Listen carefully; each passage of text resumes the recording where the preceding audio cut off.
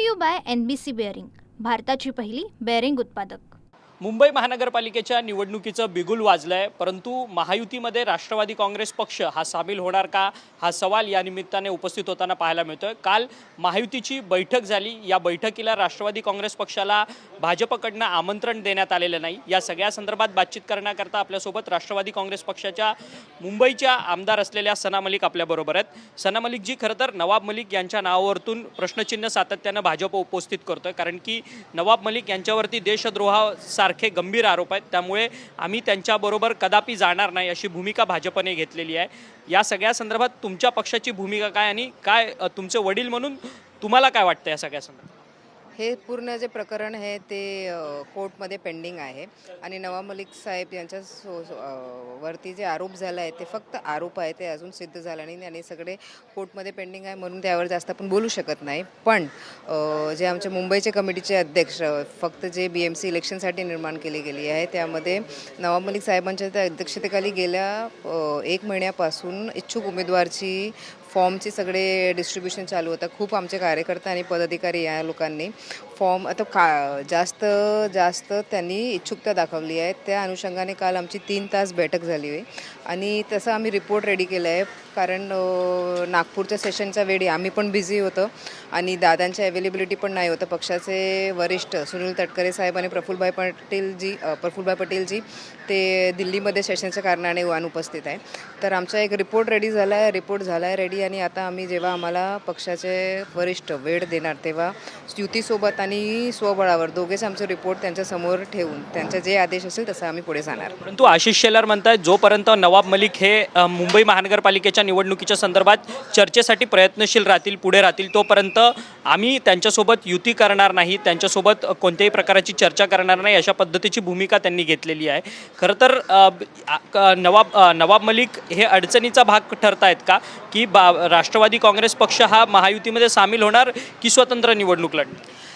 स्वातंत्र्य लढणार किंवा सामील होणार ते आमचे वरिष्ठ डिसाईड करणार आणि आपले आशिष शेलार साहेब हे एक वरिष्ठ नेता आहे आणि स्वतः ॲडव्होकेट पण आहे, पण आणि त्यांचं असं बोललं की बाबा आरोप झाला आहे आणि आरोपी आहे असं ते चालत नाही। संविधानानुसार आणि आमचे जे नियम कानून आहे त्यामध्ये फक्त आरोप झाला आणि आरोप सिद्ध नाही झाला तोपासून ते आरोपी होत नाही।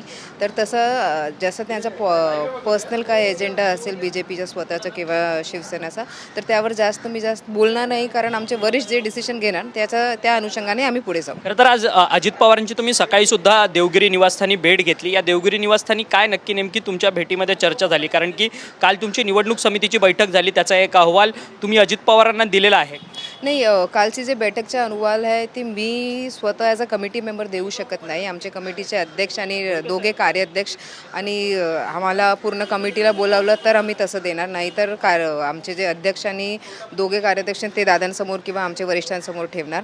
आणि गेल्या 10 दिवसपासून मी दादांचा वेळ मागत होते, माझ्या मतदारसंघाच्या अनुषंगाने खूप काही काम पेंडिंग होते, प्रलंबित होतं, पण नागपूरमध्ये पण इतकं बॅक टू बॅक अधिवेशनचा वेळ आम्ही 1:30 वाजेपर्यंत सभागृहात बसले आणि वेळ खूप कमी होते। एक 23 वीकचा सेशन 1 आठवड्यामध्ये चालवण्यासाठी खूप घाई गडबडी चालू होती, तेव्हा आम्हाला वेळ भेटली नाही। पण काल पण मी प्रयत्न केला, तर आज सकाळीचं मला वेळ भेटला आणि फक्त मतदारसंघापुरतं जे काम होतं त्यावर चर्चा झाली। खरं तर माणिकराव कोकाटे तुमच्या पक्षाचे मंत्री आहेत, परंतु त्यांच्यावरती आता अटकेची टांगती तलवार आहे, अटक वॉरंट त्यांना इश्यू झालेला आहे। सदनिका घोटाळा प्रकरणात त्यांची शिक्षा जी आहे ती कायम ठेवण्यात आलेली आहे कोर्टाकडनं। आता या संदर्भात पेच प्रसंग निर्माण झालेला आहे, काय तुमची प्रतिक्रिया? अपीलचं पूर्ण जे प्रोसिजर होतं ते चालू केलं आणि मला वाटतं सबमिट पण केलं आहे आणि हायकोर्टमध्ये आम्ही वाट बघतोय। आम्हाला पूर्ण न्यायव्यवस्थेवर पूर्ण विश्वास आहे, तिकडे अपील जेव्हा चालू होणार कोकाटे साहेब आणि आम्हाला पक्षाला न्याय भेटणार। खरं तर आमदार संजय खोडके सुद्धा आपल्याबरोबर आहेत। संजय खोडके जी ज्येष्ठ मंत्री आहेत, तुमच्या पक्षाचे ज्येष्ठ आमदार आहेत माणिकराव कोकाटे, सदनिका घोटाळा प्रकरणात ते आता अडचणीत आलेल्या आहेत, अटक वॉरंट जारी झालेली आहे। नक्की पक्षाची काय भूमिका आहे, कारण की विरोधी बाकावरचे सगळेजण म्हणतात की माणिकराव कोकाटे यांचा राजीनामा हा घेणं बंधनकारक आहे? कारण की कोर्टाने जो निर्णय दिलेला आहे, कोर्टाच्या निर्णयामध्ये जनरली असं असतं की 8 दिवसाची मुदत जनरली हायकोर्टामध्ये जायसाठी देत असतात, परंतु या ऑर्डरमध्ये ती अशी मुदत न दिल्या गेल्यामुळं थोडीशी अडचणी निर्माण झालेल्या आहे। परंतु जे काही आहे ते लिगली आमचे सर्व मंत्री महोदय आणि पार्टी त्यांच्या लिगल आपल्याला काय करायला पाहिजे या संदर्भात चर्चा करत आहे आणि लिगली त्याच्यावर मार्ग 100% निघेल आणि पार्टी त्यांच्या पाठीमागे 100% आहे. एखादी घटना अनावधानाने कधी घडली असली काळामध्ये तर त्याचा इम्पॅक्ट आजच्या राजकारणावर होऊ शकत नाही. पार्टी त्यांच्यासोबत 100% खंबीरपणे उभी आहे. परंतु विरोधक मात्र या सगळ्या गोष्टीचं राजकारण करतायत आणि मंत्री महोदयांनी जबाबदार मंत्री पदावर आहेत त्यांनी राजीनामा द्यावा अशी थेट मागणी त्यांच्याकडनं होती. विरोधकांचं रेग्युलर मागणीच असते की त्यांनी राजीनामा दिला पाहिजे किंवा काय झालं पाहिजे.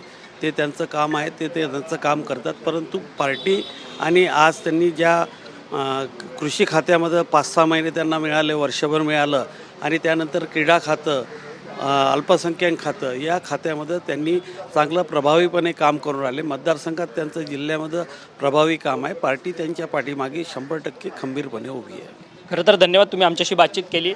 पक्षाचे महासचिव होते आमदार संजय खोडके आणि त्याचसोबतच सना मलिक. मंत्री माणिकराव कोकाटे यांच्यावरती टांगती तलवार आहे. या सगळ्या टांगती तलवाराच्या संदर्भात त्यांनी आपली भूमिका स्पष्ट केली आहे की पक्ष संपूर्ण ताकदीनिशी माणिकराव कोकाटे यांच्या पाठीशी उभा आहे असं मत जे आहे ते सना मलिक आणि आमदार संजय खोडके या दोन्ही आमदारांनी आपल्याशी बोलताना व्यक्त केलं. Brought to you by NBC bearing, भारताची पहिली बेअरिंग उत्पादक.